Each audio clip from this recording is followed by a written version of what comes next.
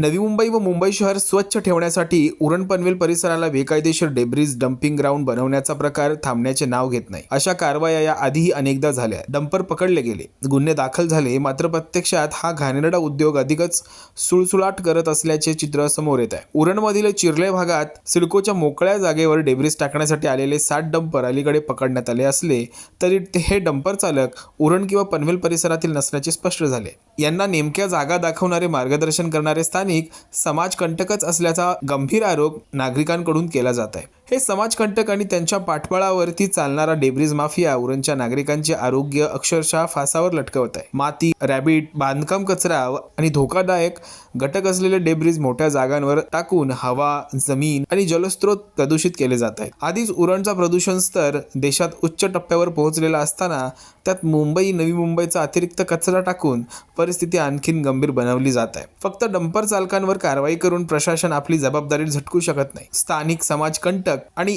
याकडे सातत्याने डोळेझाक करणारे अधिकारी यांच्यावर कठोर कारवाई झाली नाही तर उरणकरांचा संताप उफाळून येण्यास वेळ लागणार नाही, असा स्पष्ट इशारा नागरिकांकडून दिला जात आहे। उरण कोणाचीही कचरा टाकण्याची जागा नाही। मुंबईच्या नफ्यासाठी उरणचे आरोग्य गहाण ठेवू दिले जाणार नाही, एवढे प्रशासनाने आता तरी लक्षात घ्यावे। निर्भीड शोधसाठी सुयोग गायकवाड, उरण।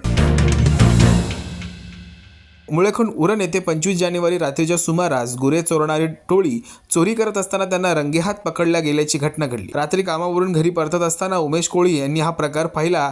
त्यांनी चोरट्यांना प्रतिकार करण्याचा प्रयत्न केला असता टोळीतील सदस्यांनी उमेश कोळी यांना मारहाण करून गाडीला डांबून नेण्याचा प्रयत्न केला। यावेळी उमेश कोळी यांनी प्रसंगावधान राखत फोनद्वारे मित्रांना घटनेची माहिती दिली, तसेच गावातील व्हॉट्सअप ग्रुपवरही संदेश पाठवला। ही माहिती गावात पसरताच ग्रामस्थांनी तत्काळ शोध मोहीम सुरू केली। गावकरी मागे येत असल्याने गुरे चोरट्यांनी वेगाने गाडी पळवण्याचा प्रयत्न केला, मात्र या धावपळीत चोरट्यांची गाडी रस्त्याच्या कडेला पलटी झाली। मोठा आवाज आणि आरडाओरडा झाल्याने परिसरातील नागरिक जागे झाले। त्या ठिकाणी ग्रामस्थ पोहोचले असता गुरे चोरणाऱ्या टोळीतील सदस्यांना त्यांनी पकडून चांगला चोप दिला। घटनेची माहिती मिळताच पोलीस घटनास्थळी दाखल झाले। पोलिसांनी या प्रकरणात 2 आरोपींना अटक केली, तसेच एक आरोपी हा फरार झालेला आहे। पुढील तपास सुरू असल्याची माहिती पोलिसांनी दिलेली आहे। निर्भीड शोधसाठी सुयोग गायकवाड, उरण।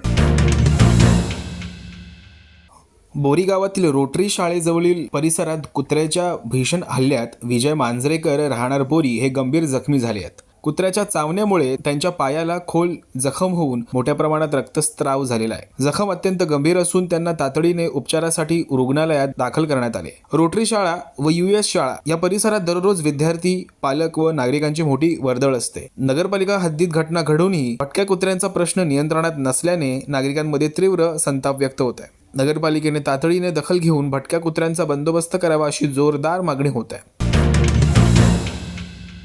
उरण बाजारपेठ परिसरात भटकलेल्या एका महिलेला व तिच्या मुलाला सुखरूप वाचवून त्यांच्या कुटुंबाच्या ताब्यात दिल्याची उल्लेखनीय कामगिरी उरण पोलिसांनी बजावलेली आहे। आशिया परवीन कलाम हुसेन वय वर्ष 32 व त्यांचा मुलगा फैजान कलाम हुसेन वय वर्ष 10 हे झारखंड राज्यातील गिरडी जिल्ह्यातील रहिवासी आहेत। कौटुंबिक वादातून घर सोडून बंगलोर येथे जाण्याच्या उद्देशाने निघालेल्या मायलेकाने चुकून चुकीची ट्रेन पकडल्याने ते उरण येथे येऊन पोहोचले। उरण बाजारपेठेत हे दोघे भटकलेल्या अवस्थेत आढळून आल्यावर पोलीस हवालदार सचिन पाटील यांनी तात्काळ त्यांची चौकशी केली व आशियाचे पती कलाम हुसेन यांच्याशी संपर्क साधण्यात आला। त्यानंतर आशियाचा भाऊ गयासुद्दीन आयुब अली अन्सारी उरण पोलीस स्टेशन येथे हजर झाला व महिला व मुलाला त्याच्या ताब्यात दिले। या संपूर्ण प्रकरणात तत्परता दाखवत कारवाई केल्याबद्दल पोलीस निरीक्षक राहुल कटवानी यांनी पोलीस हवालदार सचिन पाटील यांचे कौतुक केले।